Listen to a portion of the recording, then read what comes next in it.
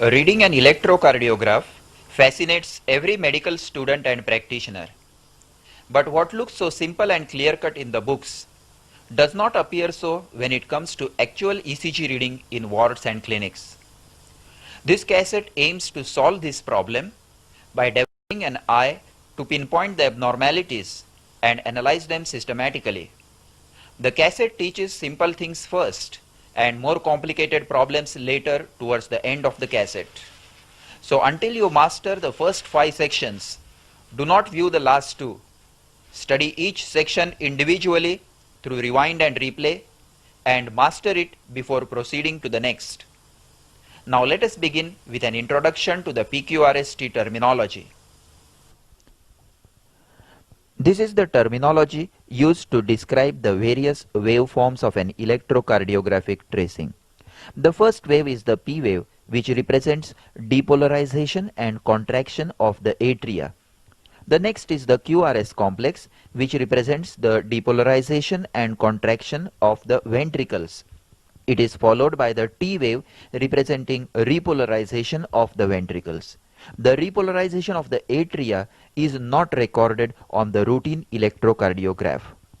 Sometimes another small upright wave follows the T wave and is termed as the U wave. Now coming to the QRS complex, the initial downward deflection of the QRS complex is termed as the Q wave.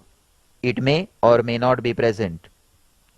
The first upward deflection of the QRS complex is termed as the R wave, and the downward deflection following the R wave is termed as the S wave. Sometimes there may be a second upward deflection following an R wave.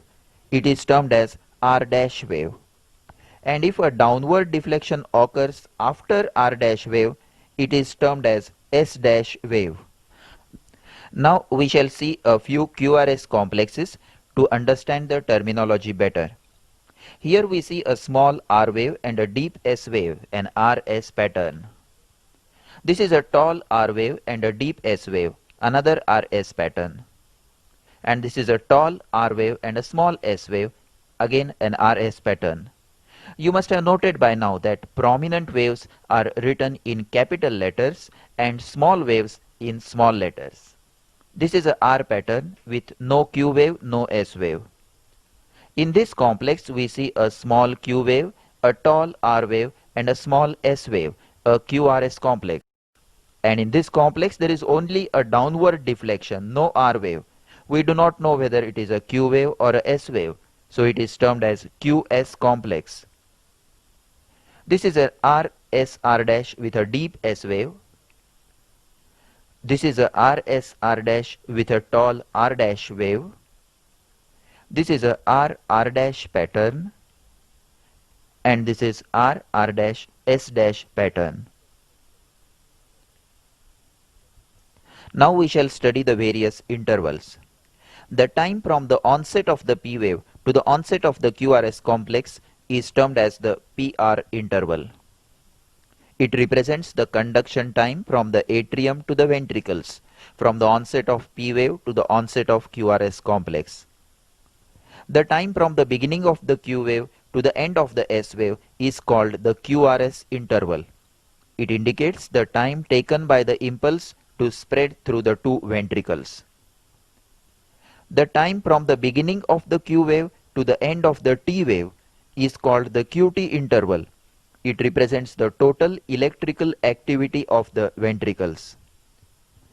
The line between the QRS complex and the T wave is termed as the ST segment, and the point of junction between the QRS complex and the ST segment is called the J point.